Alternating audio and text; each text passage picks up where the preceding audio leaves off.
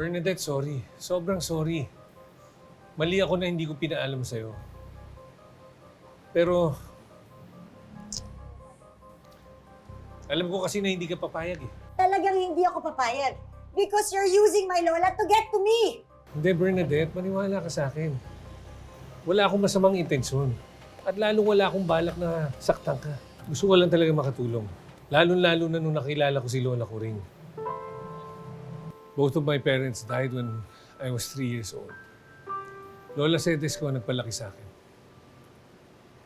Kaya mahal na mahal ko ang Lola Cedes ko.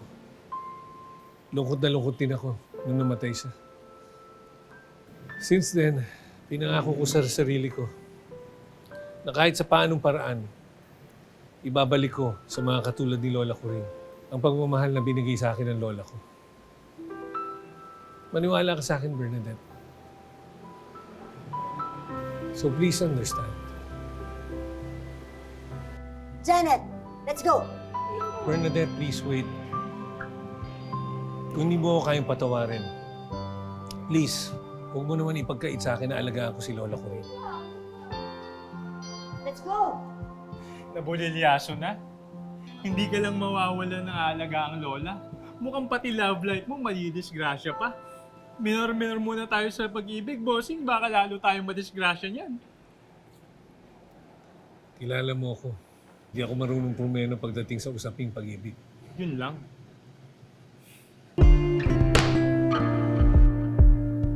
Janet, next time, sabihan niyo naman ako bago kayo magdesisyon. Tinataranta niyo ako! Madam, tatawag naman po ako dapat eh. Kaya lang, sinula ko rin po nakiusap na wag na. Apo, kung galit ka sa akin na lang. Huwag mo nang idamay si Janet o si Miguel. Ako naman talaga yung nagpumilit lumabas eh. Huwag ka nang magalit, Apo. Pasensya ka na kung matigas ang ulo ng lola. Huwag ka nang magalit, ha? Lola, hindi naman po ako nagagalit sa inyo. But I was really worried about you. Papayagan ko naman po kayo. Next time, paalam naman po kayo. Please. O sige, Apo, promise. Hindi ka na galit sa akin. Hindi ka na rin galit kay Miguel. Magbati na kasi kayong dalawa. Mabuting tao si Miguel. At isa pa, hindi lang ako. Pati ikaw, mahal na mahal ka ni Miguel. Paano niyo naman nasabi yun, Lola? Aba maghapon ba namang ikaw ang ibinibida eh? Maganda ka raw, mabait, masipag, at higit sa lahat, kamukhang kamukha kita. Binubos ka ko nga. At sabi ko, magpakasal na kayong dalawa. Magpakasal na kasi kayong dalawa. Lola. Sige na. Ay, nako, Lola. Oh, Huwag mo nang gagawin ulit yung Lola, ha? oo. Thank you so much, Bernadette. Huwag kang mag-alala. Tuwing nandito ako, lagi kitang i-update kung ano nangyayari kay Lola Kuring. Thank you so much, Bert, ha? And I'd like to apologize for being so harsh and so petty to you. Sus, wala na sa akin yun.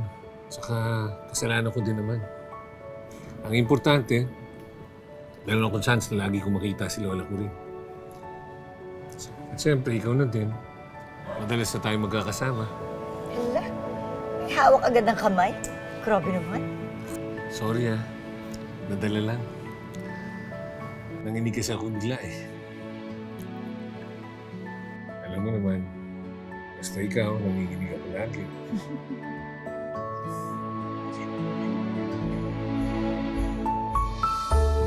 Ano na naman nakain mo? Sumama ka pa talaga kay Kuya Bert papunta rito. Wala akong nakain. Pero may naramdaman ako.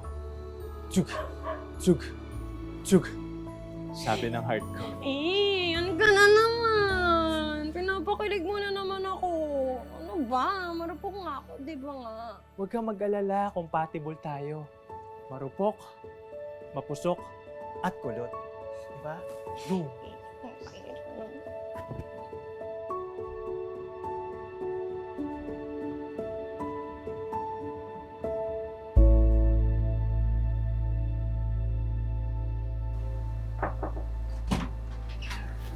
Bernadette, ano nangyari kay Lola Coring?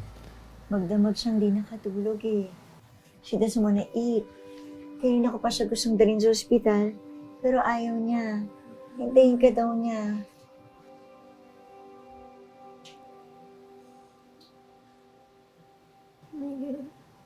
Lola Coring, ano nangyari sa inyo?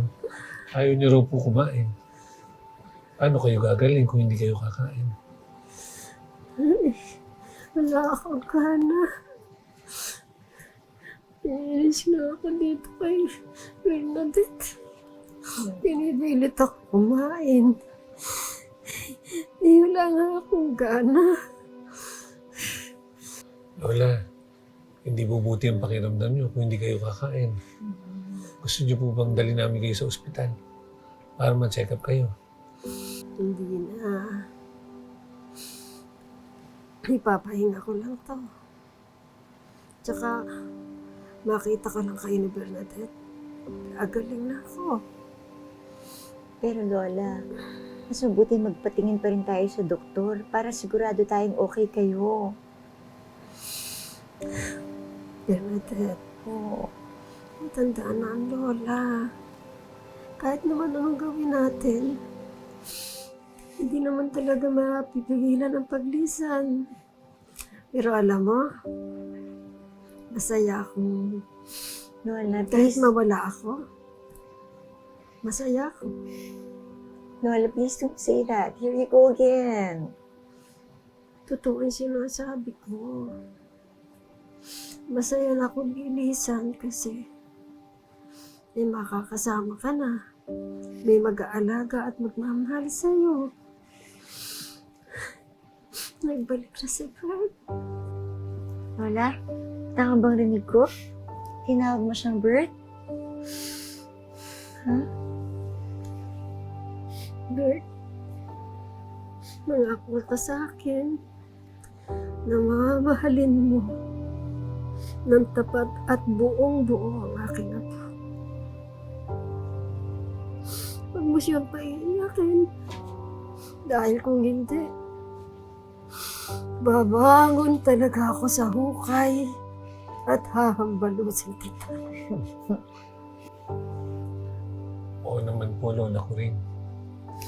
Nangangako ako, mamahalin at aalagaan ko si Bernadette. Pero gagawin ko lang po yun kung papayag kayong dali namin kayo sa ospital. Iyo, hindi ko na kailangan ng ospital. Masaya na ako, Lisa. Lola, buong puso't kaluluwa. Nangangako ako.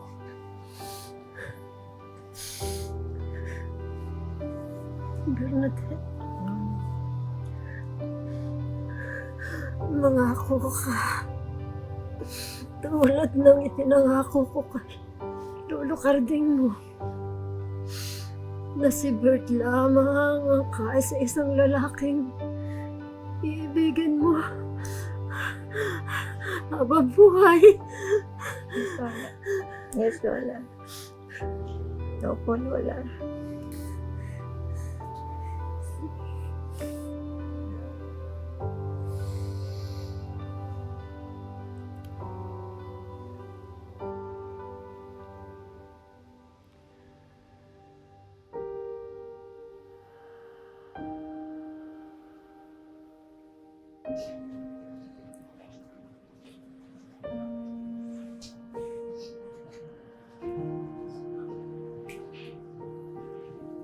Ngayon pa lang. I don't know how I'll start my life without Lola Coring by my side. Ang sakit. I don't know how I can. Naiintindihan ko. I understand what you're going through. Ganun yung pakiramdam ko nung namatay si Lola Cedes. But it gets easier through time. Thank you so much, especially for making Lola Coring happy. Especially towards the end of her life. Pinasaya mo talaga siya. And I'm super grateful for that. Wala ka naman dapat ipagtanaw na utang na loob. Hindi ko naman ginawa to dahil may deal tayo. Ginawa ko yun para kay Lola ko rin. Kasi binigyan niya ako ng pagkakataon na maramdaman ulit ang pagmamahal ng isang lola. Eh siyempre, talaga namang ginawa ko yun para sa'yo. Lahat ng pinakita ko kay Lola ko rin. Lahat ng pinakita ko sa'yo. Wala yung mapapanggap. Lahat yun galing sa puso ko. Ngayon bang wala na si Lola ko rin? Aalis ka na rin ba? Iwanan mo ba ako?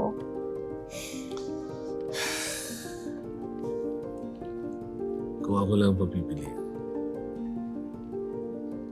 hindi ako alis. Pero ikaw, okay lang ba sa'yo magstay ako? Promise, hindi na ako magsusunod. Tsaka, bawasan ko na yung pagtataray ko. Ito yan. Kung ganun, kailangan ko na rin mangako.